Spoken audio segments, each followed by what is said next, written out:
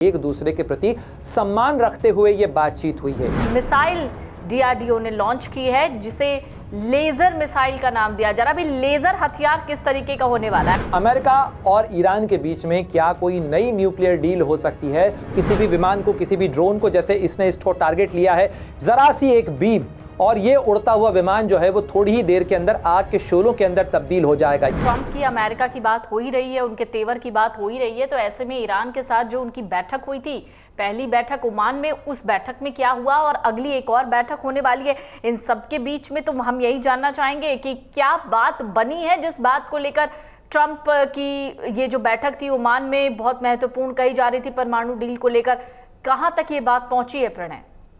देखिए, इसके अंदर अभी तक तो पॉजिटिव संकेत कहे जा सकते हैं, यानी अमेरिका और ईरान के बीच में जो इस समय जबरदस्त तनाव देखने को मिल रहा था पिछले कुछ महीनों से, खासतौर पर अगर हम बीते 1-1.5 साल की बात करें तो इजराइल को लेकर, इजराइल और ईरान के बीच का तनाव, दोनों का एक दूसरे के ऊपर मिसाइलें तक दाग देने की नौबत पर आ जाना, साथ ही ईरान का खुलकर हिजबुल्लाह, हमास, हजदल शाबी के समर्थन में उतरना, यमन के हूथियों का समर्थन करना, उन तमाम चीज़ों के बीच में अमेरिका ने जो दाव चला है, अमेरिका के इस दाव के बीच में अगर आप देखें तो सैयद अब्बास अराक्ची जो हैं, जो कि विदेश मंत्री हैं ईरान के, उनकी तरफ से ये बयान सामने आया है जिसमें उन्होंने क्या कहा है? उन्होंने कहा है constructive and promising round of indirect talks with US special envoy Steve Witkoff. Steve Witkoff जो हैं वो पश्चिम एशिया मामलों के ऊपर डोनाल्ड ट्रंप के विशेष प्रतिनिधि हैं। उनके साथ में एक सकारात्मक और उम्मीदों भरी बातचीत हुई है, यानी अगर ईरान के विदेश मंत्री कहते हैं कि बातचीत सकारात्मक रही है और इसके अंदर प्रॉमिसिंग है, यानी इसके अंदर नतीजे निकल सकते हैं।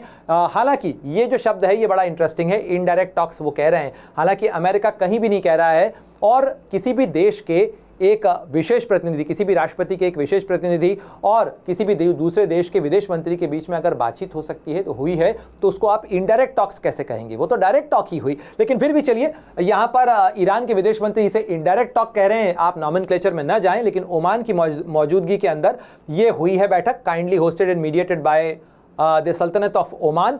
इसके अंदर the talks were conducted in an atmosphere of mutual respect. ये देखिए, ध्यान रखने वाली बात है, उन रेटरिक्स में, यानी बमबारी हो जाएगी, हम तबाह कर देंगे, हम बर्बाद कर देंगे, उन तमाम बातों के बीच में यहाँ पर टेबल पर जो हुआ है उसे ईरान के विदेश मंत्री क्या कह रहे हैं? Talks were conducted in an atmosphere of mutual respect, यानी एक दूसरे के प्रति सम्मान रखते हुए ये बातचीत हुई है। इसीलिए इसे कंस्ट्रक्टिव भी कह सकते हैं हम और प्रॉमिसिंग भी कह सकते हैं। इसीलिए हम मान रहे हैं कि यहाँ से उम्मीद का गलियारा खुल सकता है, यहाँ से बातचीत का गलियारा खुल सकता है, यहाँ पर एक संभावना बन सकती है कि ईरान और अमेरिका के बीच में कुछ समझौता हो सकता है। ये समझौता जो है उसकी एक उम्मीद ये भी जग रही है, क्योंकि जो ईरान की न्यूज़ एजेंसी है इरना, उसकी तरफ से कुछ ही देर पहले ये खबर दी गई है कि राफेल ग्रॉसी, जो कि डायरेक्टर जनरल हैं इंटरनेशनल एटॉमिक एनर्जी एजेंसी के, IAEA के, वो जल्द ही तेहरान पहुंचेंगे, ईरान के दौरे पर जाएंगे। तो IAEA का ये दौरा,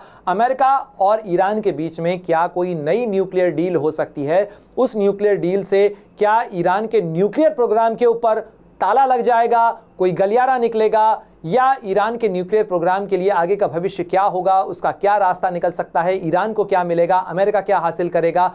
ये सब चीज़ें ऐसे समय में हो रही हैं जबकि अमेरिका की तरफ से, अपनी सेंटकॉम की तरफ से, जो उसकी सेंट्रल कमांड है, उसने 2 विमान वाहक पोत इस पूरे इलाके के अंदर तैनात कर रखे हैं। यमन के हूथियों के खिलाफ वो लगातार बमबारी कर रहा है, साथ ही मिडिल ईस्ट के पूरे इलाके के अंदर टेंशन बना हुआ है। अगर ईरान और अमेरिका के बीच में बातचीत के जरिए कोई समाधान का रास्ता निकलता है तो ये राहत की सांस जरूर होगी, खासतौर पर पूरी दुनिया के लिए, क्योंकि इससे इस पूरे इलाके के अंदर जो टेंशन उबल रहा है उसका टेम्परेचर कम करने में मदद मिलेगी। जी बिल्कुल प्रणय, एक और बहुत महत्वपूर्ण खबर भी है जिसके बारे में बात करनी बहुत ज़रूरी है। बात है किस तरीके से एक ही झटके में जो दुश्मन है वो ध्वस्त हो जाएगा। एक मिसाइल डीआरडीओ ने लॉन्च की है जिसे लेजर मिसाइल का नाम दिया जा रहा है। अभी लेजर हथियार किस तरीके का होने वाला है? मतलब ये भी पहली बार ही है जब इस तरीके का नाम सुनने को मिल रहा है। बिल्कुल पल्लवी, ये मैं आपको दिखाता हूं, और सबसे पहले इसे आप देख लीजिए।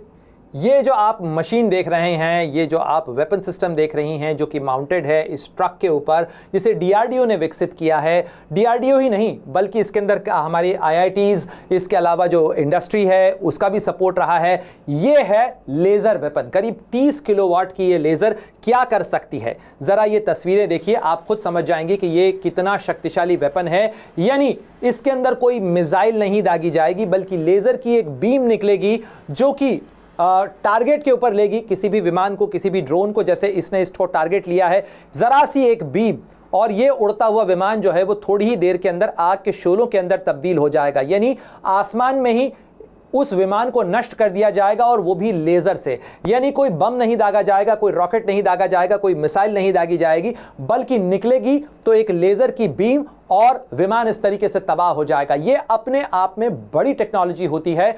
इस तरीके की जो टेक्नोलॉजी है वो दुनिया के अंदर आप कह सकते हैं कि अमेरिका के पास है, रूस के पास है, चीन के पास है, इजराइल भी कथित तौर पर इसे डेवलप कर रहा है। तो आप कह सकते हैं कि चौथे मुल्क के बाद भारत 5वां ऐसा मुल्क है जिसके पास में ये वेपन है। और ये 30 किलोवाट की है इसकी जो लेज़र बीम है, लेकिन अब आप इसे स्केल कर सकते हैं। हमने टेक्नोलॉजी प्रूव कर ली है, हम इसे कर सकते हैं। इसी तरीके से देखिए लेज़र की बीम जाती है और इस तरीके का ये मिरर है यहाँ पर, यानी उस बीम को कन्वर्ज किया जाता है। बचपन में जैसे आपने ध्यान किया होगा कि बच्चे खेल खेल के अंदर जो कॉन्वेक्स लेंस होता था, उस कॉन्वेक्स लेंस को धूप के अंदर रख के कागज़ के ऊपर आग लगाया करते थे। यानी आप जब एनर्जी को फोकस कर देते हैं, जो लाइट बीम्स होती हैं उनको अगर आप फोकस कर देते हैं, तो जो सूरज से निकलने वाली रोशनी है, सूरज से निकलने वाली किरणें हैं, उन किरणों को यदि हम एक जगह पर केंद्रित कर देते हैं तो वो हाई इंटेंसिटी एक बीम बनती है, जिससे वो जो नीचे रखा कागज है वो उत्तल लेंस जो होता है उससे जलाया जा सकता है।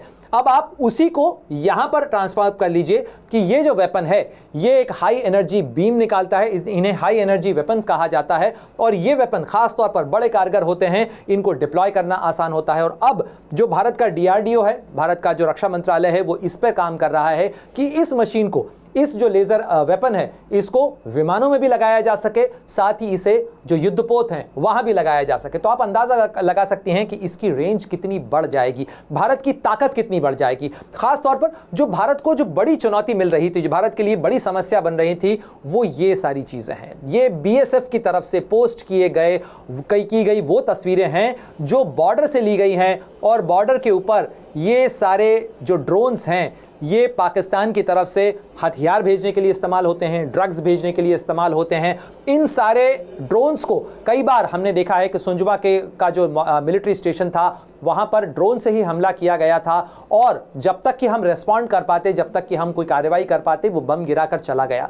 ये जो लेज़र वेपन्स होते हैं, ये जो लेज़र वेपन हैं, ये ख़ास तौर पर इनके खिलाफ बहुत कारगर होते हैं। और इस तरीके के जो हथियार हैं वो इस तरीके के जो ड्रोन्स होते हैं उन ड्रोन्स को नष्ट कर देते हैं। और ये ड्रोन जो हैं ये भारतीय जो सुरक्षा बल हैं उनकी ताकत तो बढ़ाएंगे ही सही, सीमाओं को ज़्यादा मुस्तैद कर पाएंगे, क्योंकि ये जो ड्रोन्स हैं ये हमारे लिए नया सरदर्द बन रहे हैं। ये हथियार पहुंचा रहे हैं, आतंकवादियों को वहाँ से हथियार मिलते हैं। इसके अलावा वहाँ ड्रग्स के जो कंसाइनमेंट हैं वो पहुँचाए जाते हैं। और ये जो ड्रोन्स हैं ये एक बड़े किस्म का मेनेस जो है वो बनते चले जा रहे हैं। हालांकि जो छोटे वेपन्स हैं, जो हैंडहेल्ड गन्स हैं, एंटी ड्रोन गन्स, वो भी तैयार की गई हैं, वो भी बनाई जा रही हैं। लेकिन जो बड़े ड्रोन्स हैं, उन बड़े ड्रोन्स, और ख़ास तौर पर एक बड़ी चुनौती बनती है स्वार्म ड्रोन्स की। स्वार्म ड्रोन का मतलब होता है एक ड्रोन या दो ड्रोन नहीं, बल्कि ड्रोन्स का पूरा झुंड। तो उस पूरे झुंड को ये जो लेज़र बीम वाले वेपन हैं, जिन्हें high energy high intensity weapons कहा जाता है, ये वेपन नष्ट कर सकते हैं। आपने बचपन में अगर फिल्म स्टार वॉर्स देखी हो तो ये लगभग वैसा ही हथियार है जैसा स्टार वॉर्स के अंदर था। तो ये स्टार वॉर्स ग्रेड का वेपन है और ये इतना ताकतवर होता है कि केवल आसमान में उड़ता हुआ विमान ही नहीं, बल्कि आप इसकी कैपेसिटी यदि बढ़ाएं तो आप आसमान में घूमते सैटेलाइट को भी नष्ट कर सकते हैं। यानी दुश्मन देश के सैटेलाइट को भी आप नष्ट कर सकते हैं। इतनी ताकत, इतनी एनर्जी इस लेज़र गाइडेड वेपन के अंदर होती है, इस हथियार के अंदर होती है। तो कहा जा सकता है, आप और हम फख्र से कह सकते हैं कि भारत की सेना, भारत की रक्षा बल जो है अब कुछ और ताकतवर हुए हैं और दुश्मन के खिलाफ उनकी ताकत भी बढ़ी है और दुश्मन के मंसूबों के लिए एक नई चुनौती भारत की जेब में और है। बिल्कुल, तो गोली, बम, टैंक या मिसाइल नहीं है, एक बहुत ही अलग तरीके का ये हथियार, और आने वाले दिनों में भारत के लिए ये सबसे ताकतवर हथियार होने वाला है, जिसका नाम वैसे आपने जिक्र किया ही, स्टार वॉर की तरह ही है ये, और बहुत बेहतरीन एक तरीके से DRDO ने इसे लॉन्च किया है और ये देखना दिलचस्प होगा कि आने वाले दिनों में हमारे दुश्मनों को तबाह करने के लिए कितना कारगर साबित होता है। बहुत बहुत शुक्रिया प्रणय आपका, और बहुत बहुत शुक्रिया आप सभी लोगों का जो इस वक्त हमारे साथ जुड़े रहे। अगर आप ये वीडियो YouTube पर देख रहे हैं तो हमारे चैनल को सब्सक्राइब कर बेल आइकन दबाएं, और Facebook पर देख रहे हैं तो हमारे पेज को लाइक करें। 8 मिलियन प्लस सब्सक्राइबर, आपके इस भरोसे के लिए बहुत धन्यवाद।